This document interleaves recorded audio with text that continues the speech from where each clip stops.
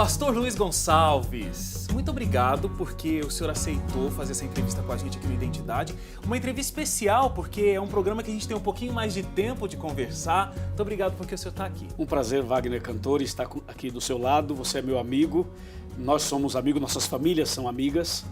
E é um prazer estar aqui do seu lado no Identidade. Espero que você tenha compaixão de mim ao fazer as perguntas. Hoje eu não vou ter compaixão nenhuma aqui, eu sei de tudo. Você falou que a gente é amigo, conta como a gente se conheceu, foi uma situação inusitada. Ok. Nós nos conhecemos, na verdade, na região de Campinas, ali em Nova Odessa, por ali. Você e a Celinha cuidavam ali da rádio Novo Tempo de Campinas, que fica em Nova Odessa. E eu estava na região, cuidando da pregação do Evangelho em toda aquela região. E um dos lugares que eu faria o trabalho era em Nova Odessa. E aí nós fizemos um plano com você e com a Celinha e fizemos a primeira transmissão de uma pregação bíblica sobre esperança através de uma rádio, de um sistema de comunicação. Foi o primeiro que eu fiz e não sei se foi o primeiro que vocês também coordenaram, mas eu sei que foi uma bênção de Deus, para não falar sucesso, foi uma bênção de Deus, né? Eu vi esse homem pregando ao vivo no meio de comunicação pela primeira vez, minha gente. E tá aí. Que coisa, né, que coisa. Wagner? Mas foi lindo, né? E foi nem faz lindo. tanto tempo assim, né, pastor? Não faz. É melhor a gente não falar o ano. Esse assunto é bom que aí protege os dois. Pastor, vamos voltar no tempo agora. Vamos. O ano é 1986. Uau. Esse ano foi um ano bastante tribulado, um ano de bastante mudança na sua vida. Mas ele começa com um senhor muito feliz. Yes. Sendo sacristão. Eu não consigo imaginar muito bem essa imagem, mas ela aconteceu. O senhor era sacristão da Igreja Católica. E aí, nesse ano, o senhor entrou em contato com a Bíblia do padre. Sim. Os membros ali da igreja não tinham muito contato com a Bíblia na mão, e o senhor pegou a Bíblia do padre e estava dando uma olhada e abriu lá em Êxodo 20. Exatamente. E aí, o seu mundo meio que virou, deu uma caída. Foi, deu uma caída, deu uma virada. Ou uma caída ou uma levantada, né? A gente não sabe muito bem. Primeiro cai, depois levanta, né? Você puxou minha ficha aí, Wagner. Tem coisas aqui, aguarde. Olha, realmente isso aconteceu em Sorocaba, interior de São Paulo, e eu era sacristão. Sacristão hoje seria ministro da Eucaristia. Eu estava livre durante 2 horas antes da missa. E aí eu estava sozinho dentro da igreja, olhando para as paredes, vendo as imagens, toda aquela cena, e aí senti o desejo de ler a Bíblia. Porque os meus pensamentos me assaltaram e eu comecei a pensar várias coisas assim, quem eu sou, quando eu morrer, para onde eu vou. Essas perguntas que muitas pessoas fazem no seu consciente ou no seu subconsciente. Quantos anos o senhor tinha? Eu tinha 18 anos. 18 anos. Aí eu fui lá no altar, tinha aquela Bíblia grandona aberta assim no altar, e eu peguei aquela Bíblia, voltei para a minha mesa e falei, eu vou ler a Bíblia. Então abri assim numa página qualquer, olhei e pensei, essa não. Aí fui para outra, não, essa também não. Eu não sabia o que ler, então eu fechei a Bíblia, fechei os olhos, fiz um tipo de uma reza, de uma oração, pensei positivo, e com os olhos fechados eu abri a Bíblia assim em qualquer lugar e coloquei meu dedo. Quando eu abri assim em qualquer lugar, depois de ter feito um tipo de uma reza, de uma oração e colocado o meu dedo, aí caiu em Êxodo 20. Aí você imagina o impacto que deu em mim, né? Porque eu comecei a ler aquilo ali e parecia que alguém estava sentado na minha frente conversando comigo, como estamos aqui. E aí eu fui lendo os textos e logo no versículo 3, 4, 5 e 6 já foi uma bomba, porque dizia assim, não farás para ti imagens e esculturas. Quando eu li aquilo, meus olhos arregalaram assim e eu olhei para as paredes, né? Tinham várias imagens e eu lendo a Bíblia oficial da igreja e eu, um dos líderes da igreja, lendo não farás imagens. Aquilo foi um choque. Na sequência dizia assim, e não te encurvarás diante delas. Aí foi um nocaute. Porque eu pensei, bom, tem alguma coisa errada, porque essa Bíblia é a Bíblia oficial. Essa é minha igreja, eu sou um dos líderes, estou lendo que não pode fazer o que a gente faz. E continuei lendo, porque aí abriu o apetite. Claro, porque eu continuei lendo. E embaixo dizia para guardar o sábado. Foi mais um choque, porque... Dois impactos fortíssimos. Nós guardávamos o domingo. O catecismo, no 3º mandamento, fala assim, guardar domingos e festas de guarda. Agora eu estava lendo na minha Bíblia, da minha igreja, dizendo para guardar o sábado. Então aquilo mexeu comigo realmente de uma maneira, eu fiquei pensando assim, se essa Bíblia estiver certa, a minha igreja está errada. E se a minha igreja estiver certa, essa Bíblia está errada. Mas e aí? A partir daí, como é que você fez para poder encontrar essa verdade que você começou a descobrir na Bíblia? O passo seguinte foi assim, eu pensei, a hora que o padre chegar, eu vou perguntar a ele vai ter que me explicar. Então eu esperei, ele chegou e eu fiz as perguntas do texto para ele. Ao tentar explicar, ele acabou me instigando e motivando a estudar a Bíblia, sem ele querer. E a partir daquele dia eu pensei assim, quer saber? Eu vou estudar a Bíblia a partir de hoje, eu quero saber o que diz a Bíblia. E aí eu decidi estudar a Bíblia. Nesse momento aí de estudar a Bíblia, tem uma história interessantíssima que eu fiquei sabendo, que o futebol teve uma ajuda aí nesse estudo bíblico. Como é que futebol pode levar alguém para estudar a Bíblia? Eu quero entender essa história. Foi um processo, porque tudo isso que eu contei para você aconteceu no domingo.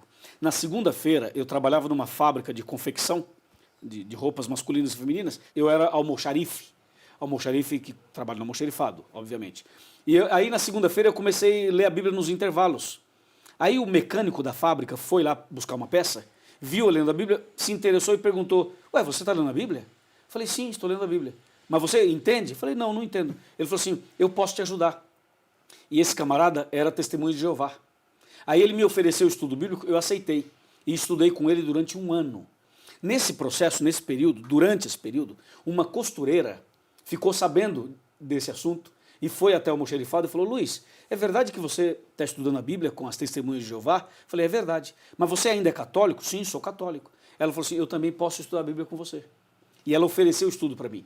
Eu falei, e qual é a sua igreja? Eu sou adventista. O nome dessa senhora é Helena. Aí ela marcou o estudo comigo para o sábado. E no sábado me preparei para o estudo bíblico. E a irmã Helena teve um outro compromisso ali de última hora, alguma coisa, e mandou um senhor com a sua esposa, o irmão Carlos Maia. Eles atrasaram, eu tirei aquela roupa, botei um short, chuteira, falei, vou jogar bola, eles não vêm mais. E quando eu estava com a roupa do futebol, e aí entra a sua pergunta, aí eles chegaram. Quando eles chegaram, eu falei assim, olha, nós marcamos as 2, agora são 4. Então agora já não dá mais. E aí eles falaram assim, mas você vai para onde? Eu falei, eu vou jogar bola. Aí o senhor, o Carlos, falou assim, ah, você gosta de futebol? Eu falei, sim, gosto muito de futebol. Ele falou, meus parabéns.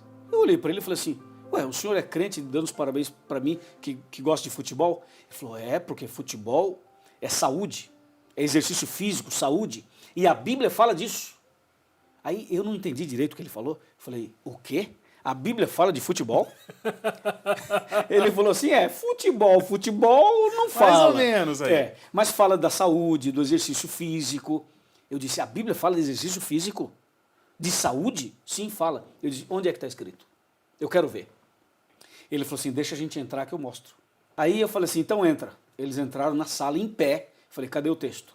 Ele falou assim, antes do texto vamos fazer uma oração.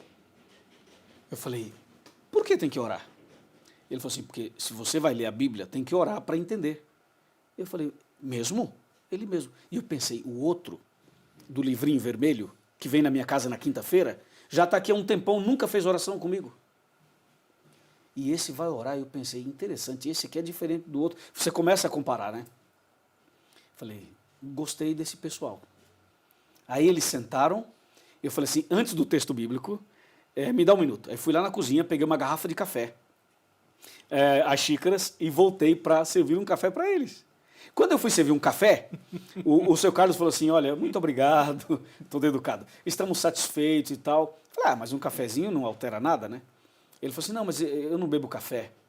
Eu disse, e por que o senhor não bebe café? Aí ele foi me explicar sobre o café, a saúde, o cuidado com o corpo, os princípios de saúde, e falou assim, olha, a gente não bebe café. Rapaz, eu fiquei impressionado, falei, como você não bebe café? Quem no Brasil não conheço bebe ninguém café? que não beba café. Ele falou, pois eu não bebo, esse pessoal aqui não bebe, nós não bebemos café. Eu falei, não, me conta, por quê? Me fala o café.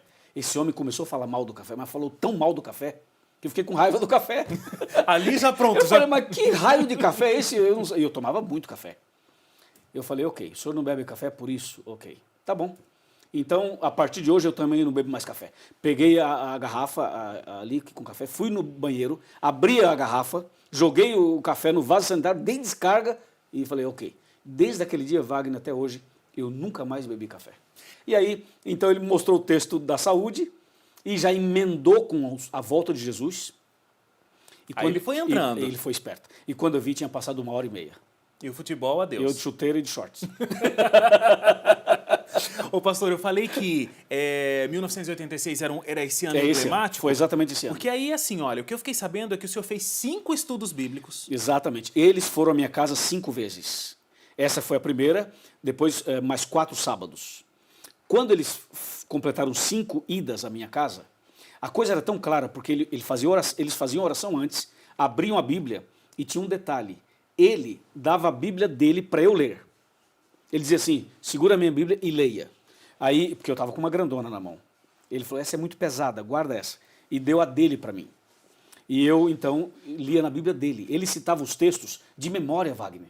Ele falava assim, abra a Bíblia em Mateus 24, 30 e 31. Aí eu abria, ele falava, leia. Eu lia, ele explicava. Agora abra em Apocalipse 1, verso 7. Eu abria, ele leia, eu lia, ele explicava.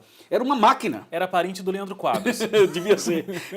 Era uma máquina, um verso atrás do outro. E eu fiquei olhando para a cara dele e pensei assim, esse camarada deve ser, esse pessoal deve ser o chefe da igreja. Eles devem ser os comandantes da igreja, sabem tudo. Mas na verdade, Wagner, o problema era outro. Você quer saber quem era esse camarada?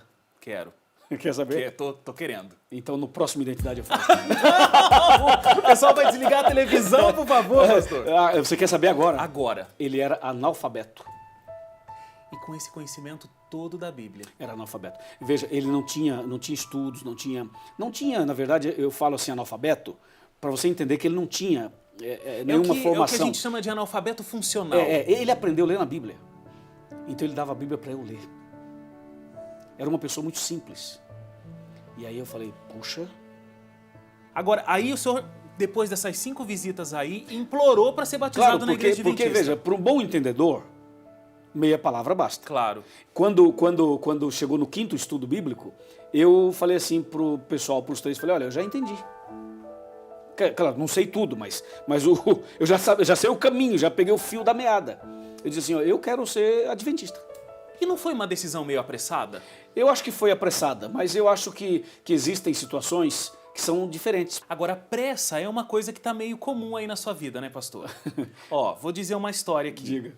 O senhor se converteu, não sei quanto tempo tinha aí de convertido, e o senhor decidiu ir para Aparecida do Norte, a cidade que é conhecida como o Segundo Vaticano. São 36 mil habitantes. 36 mil habitantes. E não existia nenhum adventista. Não havia. O senhor não era pastor da igreja adventista não era. ainda e foi lá ser evangelista. Eu era como se fosse um missionário. Como assim? Não podia escolher um lugar um pouquinho mais tranquilo para começar, pegar uma experiência? É que a razão pela qual eu fui Aparecida tem um motivo, tem alguma coisa que vem por trás. A pessoa que me batizou se chama Alcides Campo Longo. E o pastor Alcides Campo Longo é um evangelista. Então ele me batizou e me convidou para trabalhar com ele. Então eu era um auxiliar dele. De auxiliar de padre, passei a ser auxiliar do pastor. Só que agora eu era o que a gente chama de obreiro bíblico. É um missionário. Eu fazia parte da equipe do pastor Alcides Campo Longo. E ele foi me ensinando a fazer esse tipo de trabalho missionário. E um dia eu estava andando nas ruas do Conjunto José Bonifácio e eu fiquei incomodado com uma coisa, Wagner. As pessoas que eu dava estudo bíblico, que eu ensinava a Bíblia, elas aceitavam e vinham para a igreja. Mas a minha família não aceitava. Imagina, eu estava ganhando, entre aspas, o mundo inteiro e perdendo minha família. Aí naquele dia eu estava andando nas ruas do Conjunto José Bonifácio, em Itaquera. Eu parei na rua, olhei para o céu e falei assim, ô Senhor, de maneira assim bem informal, como meu amigo, né? Falei, Senhor, o Senhor conhece minha família? Aí eu imaginei Deus falando, claro que eu conheço sua família. Eu falei, bom, se o senhor conhece minha família, eu quero fazer um pedido. O senhor pode converter minha família? Porque todas as pessoas que eu falo de ti, as pessoas aceitam. Mas minha família não aceita. O senhor poderia converter minha família? Falei, se o senhor converter minha família, eu lhe faço 3 promessas. O senhor converte minha família e eu prometo montar uma equipe de evangelismo com os meus irmãos. Se o senhor converte minha família, eu prometo ir a Aparecida do Norte e plantar tua igreja lá. Se eu converte minha família, eu prometo pregar o evangelho em Roma. Passaram 5 anos dessa oração. Aí, dos 7, 6 se converteram. Quando eles se converteram, eu pensei, puxa, Deus respondeu minha oração. Agora eu tenho que formar uma equipe com eles e ir para Aparecida. O senhor se converteu e o senhor decidiu ir para Aparecida do Norte, a cidade que é conhecida como o Segundo Vaticano. São 36 mil habitantes. 36 mil habitantes. E não existia nenhum adventista. Não havia. O senhor não era pastor da igreja adventista não era. ainda e foi lá ser evangelista. Eu era como se fosse um missionário. E aí, a sua estratégia foi a seguinte: o senhor descobriu que na cidade, no meio desses 36 mil habitantes, existia um ex-adventista. Exatamente. E o senhor foi atrás dele para começar o trabalho. Exatamente. Como é que o senhor foi encontrar, sem pista nenhuma, esse ex-adventista no meio de 36 mil habitantes? Como é que eu descobri que existia um ex-adventista lá?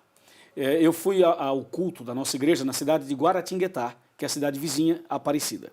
E terminou o culto, um membro da igreja falou assim, olha, eu conheço um ex-adventista em Aparecida. Visita ele. Pode visitá-lo? Sim, posso. Ele falou, anota o nome aí, Arlindo. Anotei, Arlindo.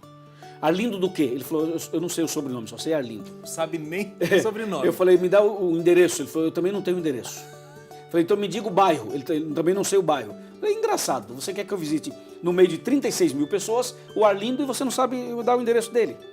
Ele falou assim, mas é um ex-adventista. Eu falei, ok. Então depois eu olhei para o céu e falei, ô Senhor, eu tenho aqui o nome do Arlindo. O senhor conhece o Arlindo? Eu acho que o senhor conhece. O senhor poderia me levar à casa dele? E eu falo imaginando Deus falando, sim, eu posso, mas tem que ser hoje, eu quero ir, hoje é sexta-feira. O senhor me leva lá? Eu imaginando Deus dizendo assim, claro, eu te levo. Eu falei, então eu vou sair, eu não sei para onde eu vou, eu saio, o senhor vai me dirigindo. E eu gosto muito disso. Mas eita fé grande, hein? Eu gosto disso, Wagner. A minha vida é assim. Muitas vezes eu gosto de sair e falar, Senhor, me dirija. Agora é com para o mim. senhor. Aí pensei assim, quem conhece a cidade é carteiro ou taxista. Eu vou procurar um dos dois. Fui andando tentando achar um carteiro ou um taxista. Quando eu cheguei na rodoviária, tinha um ponto de táxi. A rodoviária de Aparecida é redonda. Redonda, e tem o ponto de táxi ali. Eu fui no taxista. Falei, amigo, qual é o bairro maior, que tem mais gente, que mora mais gente aqui na cidade? Ele falou, é aquele ali, ó, do lado de lá, da linha do trem, você passa por aqui, chama Ponte Alta. Aí peguei uma rua, era sexta-feira. Andei a rua, não tinha ninguém na rua. Porque sexta-feira eles estão montando as barracas e preparando para o fim de semana. Andei a rua inteira, não tinha ninguém, tudo fechado. Aí virei à esquerda, numa outra rua. E quando cheguei no final dessa outra rua, não no final, do meio para o fim, tinha um grupo de rapazes jogando baralho, fumando e bebendo. De shorts, sem camisa, ali e tal. Sexta-feira. Aí eu cheguei perto, falei assim, com licença, senhores, uma pergunta. Alguém de vocês aí conhece um tal de Arlindo? Aí um deles levantou, sem camisa, shorts, cabelo longos, olhos vermelhos, mal encarado, olhou assim para mim e falou assim, por quê? O que você quer com ele? Falei, não é nada, eu só queria saber se você, o pessoal, conhece um tal de Arlindo por aqui. Ele falou assim, mas o que você quer com ele? Eu falei, você conhece o Arlindo ou não conhece? Porque se você diz que conhece, eu digo o que eu quero. Se você diz que não conhece, não interessa o que eu quero. Aí o camarada falou assim, eu sou Arlindo. Eu olhei assim para a cara do cidadão, falei, você é o Arlindo? Sim, eu sou o Arlindo. Aí eu estendi a mão assim e falei, muito prazer, Arlindo. Meu nome é Luiz. Eu tenho um recado para você. Ele falou assim... Mas você não ficou na dúvida se era esse Arlindo Não, mesmo? mas a dúvida veio depois. Ah. Eu falei, eu tenho um recado para você. Ele falou, qual é o recado? Eu falei, não, o recado é muito sério. Não pode ser aqui. Tem que ser na sua casa. Ele tomou um susto e falou pro pessoal, dá licença um pouquinho. Aí me levou na casa dele, era naquela rua, um pouco mais para frente. Chegamos na garagem da casa dele, ele falou assim, qual é o recado? Eu falei, tem que chamar sua esposa e sua família. Aí eu entrei na sala da casa dele, ele chamou a Maria, a Alessandra e o Israel, os filhos e a esposa. Vieram à sala, sentamos todos assim como estamos sentados aqui. E ele falou assim, ô Maria, esse aí disse que tem um recado para mim de vida ou morte e tal, queria falar para a família. Então vai, fala logo, porque ele estava nervoso já, né? Claro. Eu falei assim, antes de falar o recado, eu quero fazer uma pergunta. Você já foi adventista? Porque eu queria saber se eu estava com o Arlindo certo. Ou se a mensagem ia valer para ele também. Vai que era um Arlindo errado, né? Uhum. Você já foi adventista? Ele falou assim, já. E quanto tempo você está afastado da igreja? Ele falou, há 20 anos. Eu disse, então, Arlindo, eu tenho 2 recados para você. Primeiro recado, suas férias espirituais de 20 anos acabaram hoje. Ele olhou assim para mim e falou, não entendi. Eu vou explicar. Você não está afastado da igreja há 20 anos? Sim, estou. Então, a partir de hoje você não está mais, entendeu? Ele não. Eu falei, a partir de hoje você voltou para a igreja. É isso que eu estou falando, você já voltou para a igreja. Ele sorriu e falou assim, quer dizer que eu voltei para a igreja? Eu falei, voltou. Ele falou assim, e qual é o segundo recado? Eu falei, o segundo está aqui na Bíblia. Abri a Bíblia em Romanos 13, versos 11, 12 e 13. E li para ele assim: vai alta a noite e vem chegando o dia, e já é hora de despertares do sono, porque a salvação está mais perto agora do que quando no princípio crestes. Aí parafraseei o texto, expliquei para ele, falei: esse é o segundo recado. E o segundo tem a ver com o primeiro: suas férias acabaram. Ele olhou assim para ele, sentiu o peso da palavra, aí ele olhou para mim, disfarçou, sorriu, sorriso sarcástico, e falou assim: quer dizer que eu voltei para a igreja? Falei: voltou. Ele falou: e onde é que tem igreja adventista aqui para eu voltar? Ele sabia que não tinha, né? Eu falei: aqui não tem igreja adventista. Então, como é que você quer que eu volte? Eu falei: a igreja vai começar na sua casa. Ele falou: aonde? Eu falei: aqui na sua casa. Mas aqui não dá. Claro que dá. Não, mas não dá. Claro que dá. Eu falei: quer ver? A primeira reunião é hoje, já estamos fazendo a primeira reunião. Ele olhou para Maria e falou assim: Maria, o que você acha? A Maria falou: não sei, você que sabe. O Arlindo ficou impressionado e ele falou assim: mas aqui não dá, não tem espaço, não tem cadeira, não tem não sei o quê. E eu dizendo: não, mas dá, a gente pode organizar e tal. E ele: Maria, você, a Maria, você é Arlindo. Resumindo, eu falei assim: é o seguinte, então tá decidido. Hoje é sexta-feira, na próxima quarta eu venho aqui para fazer a primeira reunião. E assim começou, na casa do Arlindo, na garagem da casa dele, nós começamos o núcleo da Igreja Adventista. E aí você pregava para mais ou menos umas 35 pessoas. Na primeira noite foram 35 pessoas. E depois isso foi aumentando, foi para 110. aumentando. Aí nós saímos da garagem do Arlindo, fomos para um salão, fizemos uma série completa durante um ano, e depois de preparar as pessoas, nós marcamos a data do batismo e batizamos. O primeiro batismo foi dia 26 de setembro de 92. Você acha que nesse dia do batismo nós batizamos 5 pessoas ou mais? Olha que eu não sei desse número, mas foi Mas você acha que que foi mais? Foi você que estava fazendo a série de conferências, foi bem mais. Foi mais. Você acha que batizamos 10? Não, Ou mais. 20? Mais. 30? Acho que mais. 40? Por aí. 50? Acho que pelos 40. No batismo, dia 26 de setembro de 92, nós batizamos 119 pessoas. É muita gente. Amém? Amém. E o primeiro a ser batizado, sabe quem foi? O Arlindo. O Arlindo, que já Arlindo. tinha voltado na igreja naquele dia. Sim, assim. E aí ele, depois batizamos a família. Pastor, o senhor contou essa história muito bonita e de toda a bênção e proteção de Deus. Agora, eu tenho certeza que não foram momentos fáceis. Não foram. Não foram momentos fáceis. Porque assim, o senhor tinha o apoio de um empresário, mas era uma quantia ali que o senhor tinha. Teve um momento, Wagner, quando a gente saiu da garagem e fomos para o salão, eu precisava de cadeira, precisava de bancos, precisava de som, precisava de tudo isso para fazer uma reunião digna. Então, quando alugamos o salão, eu peguei meu salário e comprei tábuas, e martelo e prego, e eu e alguns amigos fizemos os bancos do salão. E o dinheiro não dava para comprar muitas tábuas, então meu salário era pequeno. O salário de pastor adventista é pequeno. É pequeno, mas é abençoado, então dá para viver. Mas naquele tempo eu era missionário, ganhava menos ainda. Mas eu usei o dinheiro para isso, todo o meu dinheiro, o salário inteiro. E comia o quê? Aí eu tinha comida em casa ainda, eu pensei, isso aqui ainda dá para aguentar. Eu usei meu dinheiro para comprar as tábuas.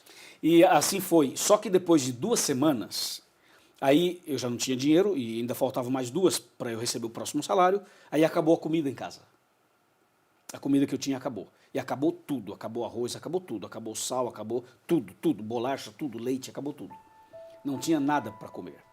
E como em Aparecida ainda não tinha adventista, porque isso foi antes do batismo, eu pensei, eu não vou pedir comida para as pessoas que estão vindo estudar a Bíblia comigo, né? Eu falo de um Deus todo-poderoso e chego e digo, gente, eu não tenho comida. Não faz sentido, né? Eu pensei, eu não vou pedir. E tal, eu vou orar para Deus, Deus vai me ajudar.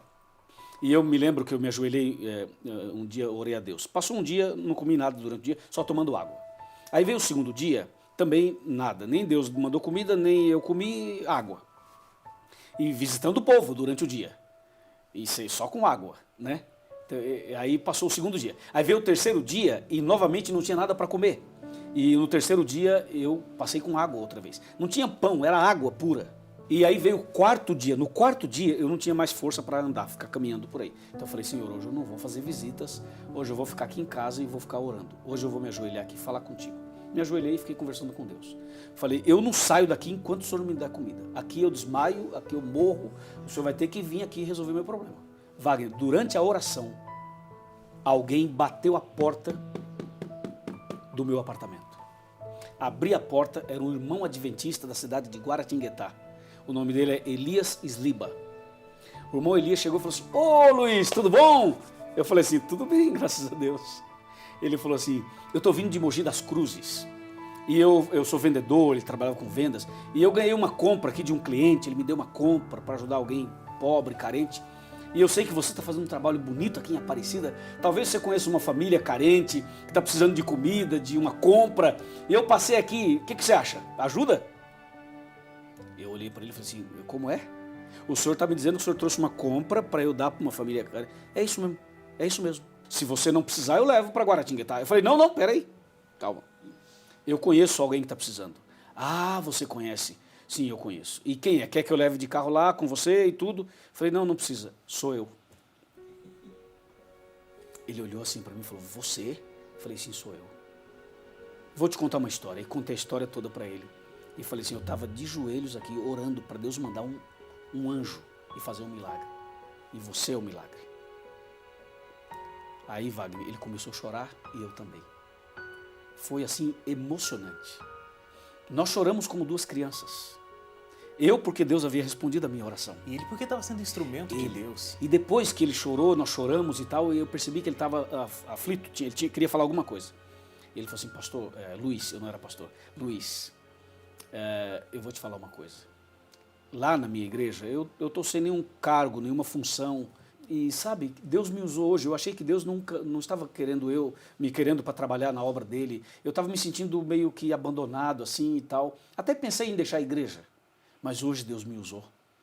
Sabe o que eu vou fazer? Eu vou sair de Guaratinguetá com a minha esposa e a minha filha e virei para Aparecida ajudar você. Ganhei a compra, que durou 2 meses. Veio o próximo salário, eu não gastei, economizei, usei a compra que ele me deu. Esse homem com a esposa e a filha, a esposa Rosa e a filha Josane, vieram para Aparecida para me ajudar.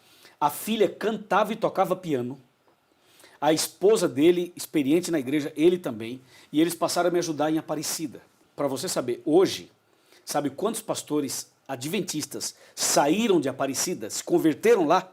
5 pastores. Agora, pastor, o senhor apresenta o Arena do Futuro, programa que todo mundo conhece. O que as pessoas não sabem no Brasil é que o Arena do Futuro também existe na versão em espanhol, Decifrando El Futuro. El Futuro. Então o senhor prega em espanhol também. Sim. Então o senhor prega nessas 2 línguas. Exatamente. E o senhor é a pessoa responsável pelo departamento de evangelismo para todos os países da América do Sul. Exatamente. O desafio é maior ou menor do que converter a Aparecida? Olha, você me fez uma pergunta que eu não sei a resposta. Eu não sei a resposta, mas claro que geograficamente é maior, sem dúvida. Agora veja, em Aparecida nós tivemos vários obstáculos além desse, né? Você talvez não saiba, Wagner, que lá eu fui agredido 2 vezes, fisicamente. Foi realmente uma batalha, mas Deus deu a vitória e lá está a igreja. Agora hoje eu trabalho na América do Sul. Hoje eu trabalho em 8 países da América do Sul. Então eu tenho um país, que é o Brasil, que fala português, e 7 da fala que falam espanhol. E Deus tem abençoado grandemente esse trabalho na América do Sul. Grandemente, mas grandemente mesmo, porque Amém. O número de pessoas que aceitam essa verdade é enorme, principalmente por causa do seu programa de televisão. Os frutos aqui na Novo Tempo são enormes. Deus seja louvado. E tem várias coisas interessantes no programa, pastor. Uma coisa que sempre é uma curiosidade, acho que o pessoal em casa também tem essa curiosidade. De onde vem essa história de o senhor falar um nome? O senhor está lá pregando e de repente o senhor fala... Ô, Paulo! Ô, seu Pedro! É você aí mesmo. Você que está aí. E aí você fala o que a pessoa está fazendo. E a pessoa está fazendo mesmo. Está fazendo mesmo. Como é que isso funciona? Bom, primeira coisa que eu quero falar para você que não é revelação. Deus não fala. Não é revelação, antes que alguém pense. Veja, eu viajo 8 países, eu trabalho pregando o evangelho nesses 8 países. Eu conheço muita gente, Wagner. E sei a história de muita gente. E sei também a história daquela mulher que chega e fala, pastor, faz um apelo para o meu marido. Eu falei, qual o nome dele? Ah, o nome dele é Jacó. Ok, aí eu marco Jacó. Tá anotadinho ali. Então, às vezes, eu não trago nada anotado, mas como eu conheço muita gente, então na hora que eu estou pregando, aí eu lembro de alguns desses nomes. Então, às vezes eu digo assim, Pedro, Jacó, Felipe, Maria, você, seu Antônio, que está no hotel agora, acabou de chegar. Por quê? Porque eu conheço muitas histórias assim. Então, quando eu digo muitas vezes pensando em alguém. Mas às vezes eu miro num Antônio e acerto uns 30. Claro, porque é normal. É normal. O pessoal está na mesma situação não ali. É? Então é basicamente isso. Agora, às vezes eu cito nome que eu não conheço. Eu aproveito o embalo e digo assim, bom, eu vou jogar uma Maria aqui, vou colocar aqui uma Toninha, né? Vou jogar aqui uma Toninha. Aí eu acrescento alguns nomes por minha conta e geralmente dá certo. E dá certo. Geralmente dá certo. E o senhor tem um talento também, falando dos programas, tanto da rádio e na televisão, que o senhor fala de profecias de um jeito muito fácil, mas é um assunto super complexo. Super complexo, difícil, muito difícil. Falar de profecias realmente é um desafio. Mas Deus tem nos dado a graça, porque o diferencial, na minha maneira de ver, está no fato de que eu trabalho não só na TV, mas eu estou em contato com as pessoas. Então eu sei qual é a dificuldade que as pessoas têm para entender a Bíblia. E também, como eu não nasci no lar adventista, eu vim de fora. O senhor passou por essa experiência. Eu sei exatamente o que as pessoas passam. Por isso a gente procura trazer aquele assunto complexo numa linguagem mais simples e de uma maneira mais coloquial para que as pessoas entendam. Aí uma criança entende, um analfabeto entende e um PhD também entende. Vamos lá para as perguntas do pessoal que mandou aqui. A Paula Delili. Pastor Luiz, como você se sente ao ver os resultados, os frutos que são colhidos no decorrer da sua missão? Ela conta que uma vez o senhor citou o nome dela, por exemplo, Paula, no programa, e falou: uma jovem chamada Paula estava precisando tomar a decisão de consertar a sua vida. Ela realmente precisava mudar algumas coisas, e apesar do susto que ela tomou, que o cara fala o nome dela na televisão e o que ela está precisando fazer, disse que foi o melhor presente de aniversário que ela já recebeu, porque era aniversário dela ainda por cima. Uau! Wagner, eu vou falar uma coisa para você. Alguém uma vez perguntou assim: pastor, quanto que ganha um pastor adventista? Eu falei: pastor adventista não tem salário, nós temos ajuda de custo, ok? Ajuda de custo. Eu falei: agora você quer saber qual é o salário de um pastor? Qual o meu salário? É ver uma pessoa entregando a vida a Jesus. Várias vezes eu estou batizando uma pessoa e às vezes estou chorando. As pessoas não sabem, eu dou uma disfarçada. Agora, pastor, são tantas histórias. A gente assiste Anjos da Esperança, Anjos em Ação uma vez por ano, parece que é a Arena da Esperança. Arena em Ação. Arena em Ação.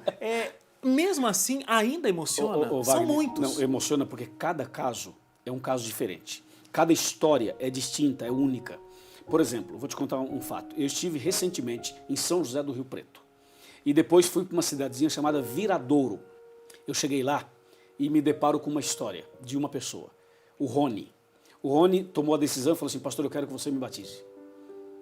Eu falei: claro, te batizo, esse fim de semana, sim. Ele falou: eu já frequento a igreja há 5 anos, disse o Rony. Só que eu estava esperando você chegar aqui para você me batizar. Aí eu batizei. Quando eu fui batizá-lo, ele falou assim: eu vou te falar uma coisa, eu me converti assistindo Arena e os seus DVDs. Agora, pastor, sabe quantas pessoas eu já trouxe para Jesus e para a igreja? Eu falei: não, 8. Esse camarada já tinha levado 8 pessoas a Jesus. Os 8 já eram membros da igreja e ele ainda não. Você vê, é uma história única. Claro. Então, quando eu fui batizá-lo, aí ele chamou os 8 que vieram do lado do batistério. Que emocionante. Você imagina isso? Claro. Então, não tem como, né? Então, a gente se emociona. Eu estava no aeroporto de Brasília. Aí fiz o meu check-in e estava indo para o embarque. Quando eu estava indo, vi uma senhora de uns 60 anos e ela vinha correndo, mas literalmente correndo, e gritando: pastor, pastor, pastor, pastor. Pastor, devia ter outros pastores por ali, né? Aí ela falou: pastor Luiz, aí era comigo. Eu parei, olhei, ela vinha correndo, fiquei com medo dela cair, sei lá o quê. Ela vinha correndo e quando eu parei, que ela chegou, ela pulou no meu pescoço. Aí estava ofegante ali e tal, respirou um pouco e falou assim: cheguei mais perto. Não é uma delícia você... Ela me agarrou aqui, uma senhora, que tem idade para ser minha mãe, cheguei mais perto e começou a chorar, e eu também comecei a chorar junto com ela. Eu pergunto para você, Wagner, isso é ou não é o maior pagamento, o maior salário de uma pessoa que prega o evangelho? Com certeza. Eu não sei quando eu vou ver essa mulher mais, mas eu quero vê-la no céu. Ô pastor, esse é o salário. Essa história do Chega Mais Perto, que a irmã Paz aí chegou muito perto, de onde vem a inspiração para isso? Como é que surgiu?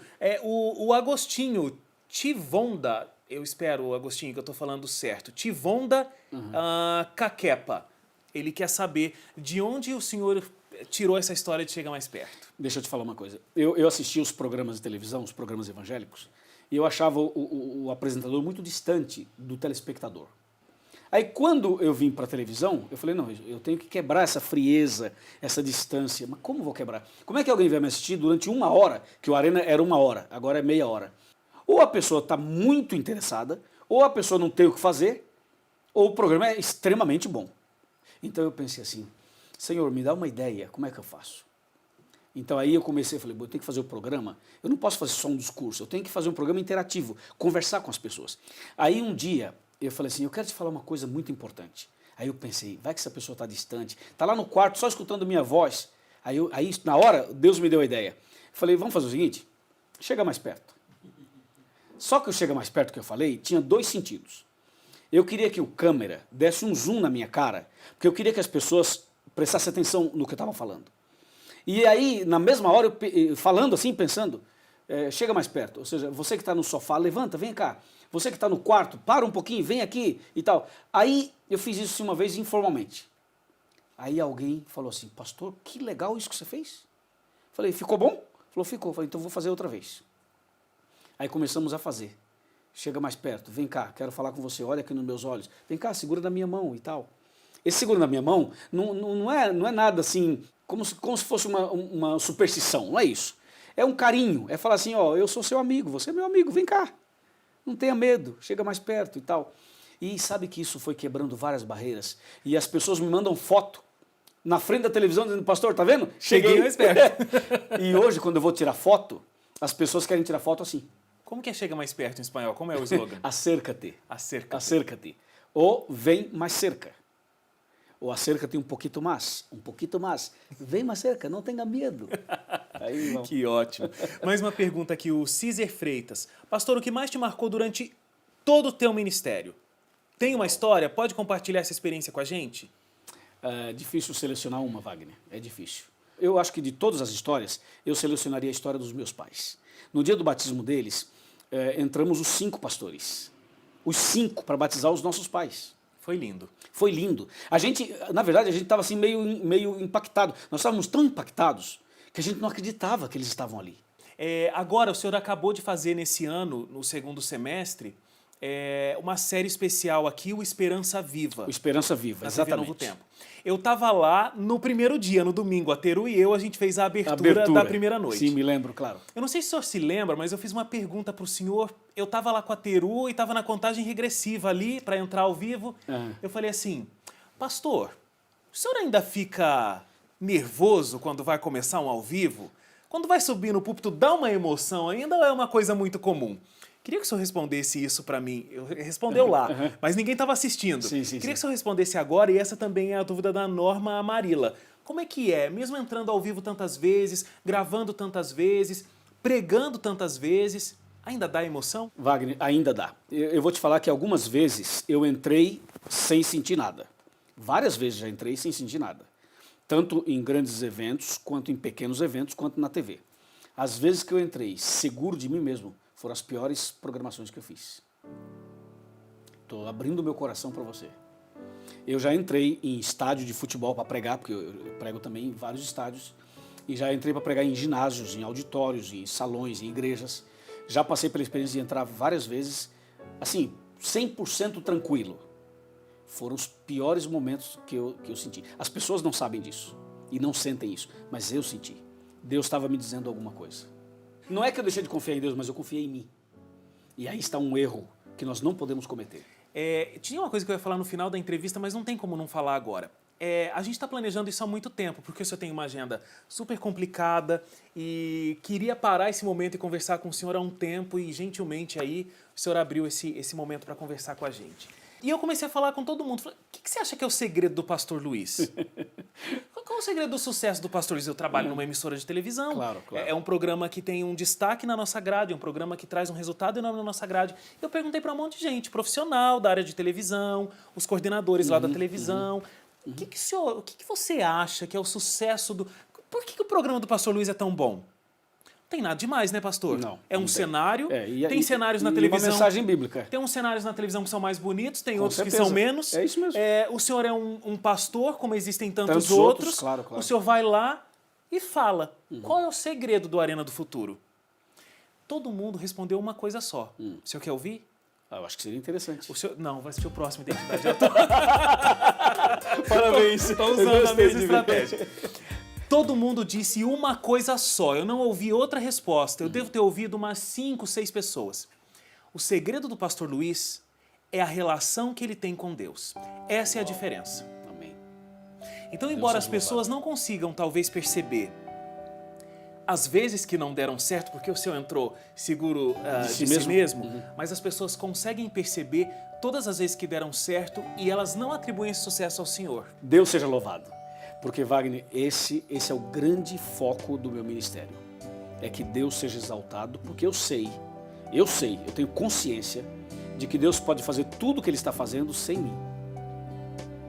E sei que Deus pode fazer tudo o que Ele faz sem nenhum de nós. O privilégio é nosso. Aí está. Por que nos escolheu? Por 2 razões. Sabe por que Deus escolheu você e a mim? Porque estamos juntos aqui agora e podemos falar de outros? Não porque somos os melhores. Nós não somos os melhores. Mas quando Jesus chama alguém para uma missão de evangelização, Ele chama com 2 propósitos. Número 1, Ele quer salvar a pessoa que Ele chamou. E número 2, Ele quer usar você para salvar os outros. Tem um quadro aqui no Identidade Geral que a gente poucas vezes consegue fazer e hoje a gente vai conseguir fazer. Sabe qual é o nome? Qual é o nome? Porta-retrato. Ai. Olha, pastor, é o seguinte, eu tenho fotos aqui, viu? Eu tô vendo que você tá munido de muita coisa aí.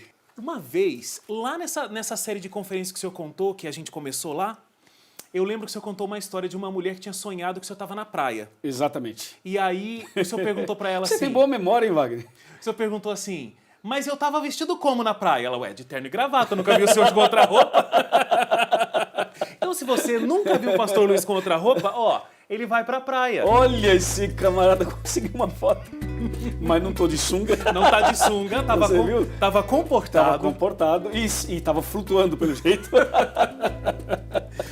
O senhor é super descontraído, né, pastor? Muito. Inclusive com a minha família, com a minha esposa e as nossas filhas. E eu acho que isso não é difícil de perceber. Não é uma coisa assim que a gente vê o pastor Luiz de terno e gravata e a gente imagina, não, ele deve ser um cara chato. Um cara chato, um cara distante. Não, dá pra ver que o senhor tem essa... Sabe por quê, Wagner? A alegria é um fruto do Espírito. E a alegria do Senhor é a nossa força. E eu estou falando de um Jesus não morto. Estou falando de um Jesus vivo. Então, eu devo sempre falar com alegria. E quem é essa senhora aqui? Ah, meu amigo, pensa numa mulher santa. Essa é minha mãe. Falar da minha mãe emociona, viu, Wagner? Porque aí é o seguinte, o que eu sou hoje, eu devo à minha mãe e ao meu pai. Do ponto de vista horizontal, humano, né? A minha mãe, eu considero minha mãe uma adventista desde berço, mas ela só se tornou adventista em 2008. Assim, membro. Só que os princípios dela são os mesmos são antigos. De sempre. Se você sentar com a minha mãe para conversar, é uma faculdade que você faz. Que mulher de Deus a minha mãe. Não dá para imaginar viver sem ela. E eu quero aproveitar cada instante ao lado dela. Qual será a próxima foto? Já estou preocupado, porque a coisa engrossou aí. E esse dia eu não aqui? acredito que a minha esposa te mandou essas fotos. Esse dia aqui foi bom ou não foi? Foi excelente, excelente. A minha esposa, Wagner, é o maior presente que Deus me deu. Eu não falo isso só por falar. Você pode ver que nas minhas pregações eu não fico falando da minha esposa. Minha esposa é discreta. Tímida. Você conhece, ela é tímida, é discreta. Mas pensa numa mulher sábia, é a minha esposa. Tudo que eu faço, ela está por trás. Por exemplo, eu fiz uma Semana Esperança Viva na TV, toda a estrutura de divulgação nas redes sociais nossas, ela que coordena. Então ela começa a dar várias dicas, várias orientações. Ela é jornalista, é web designer, é minha esposa. E uma coisa muito bonita do casamento de vocês é que você viaja muito nesses 8 países da América do Sul, como você contou. E nessa época da faculdade, todas as vezes que eu estava com a Elkiane, ela estava conversando, era uma mensagem, era uma ligação, mesmo numa distância física, que acontece muitas vezes, mas a ligação de vocês é muito forte e ela nunca termina. Exatamente. Não importa o tempo que a viagem dure. A gente usa FaceTime, usa tudo isso, e eu vou falar para você, se eu fosse casado com outra mulher, não daria certo. É a Elkiane mesmo, eu chamo de Elquinha, né? E olha, nessa história de apelidinhos carinhosos que todo casal tem, sabe qual é? Da Elkiane pra ele? Marido Anjo. É isso mesmo. Que é coisa melhor do que isso, né? Seu marido Tem uma anjo. história por trás disso, um dia ela vai te contar. Um dia ela me conta. Um dia ela te conta. Essa história de chegar mais perto e as pessoas chegando mais perto e chegando mais perto da tela, agora, não sei se todo mundo chega com todo esse carinho mais perto da tela. Você sabe que a minha esposa fala assim, para de fazer bico, porque ela fala assim, você faz muito bico. Ela vai tirar uma foto minha, eu sozinho, ou com a cara olhando, ou não sei o quê. Ela fala assim, para de ficar fazendo caretas, né? Caras e bocas que dizem por aí. É porque, infelizmente, pegaram na hora que eu tava um trecho falando. ali que não deu certo, Não né? deu certo. Muito legal. Por falar em momentos em família, Oh, que saudade desse momento. As minhas duas filhas eram, não sei bem a idade delas aí, mas nós estávamos numa praia. E aí eu gostava de fazer, Wagner, os castelos de areia. E eu gostava também de deitar e elas me cobriam com areia, assim. te enterravam Me ali. enterravam ali. E esse é um momento que não volta mais, né, Wagner? Eu tenho uma foto aqui da família um pouco mais atual. Oh! Agora você pegou pesado, Wagner. Você falou que às vezes o frame para ali e parece o senhor fazendo bico, mas às vezes, né, pastor? Se essa foto vai pra internet, vira um meme. Nós vamos guardar com todo carinho. É um momento em família, a gente tá fazendo brincadeiras assim com a família.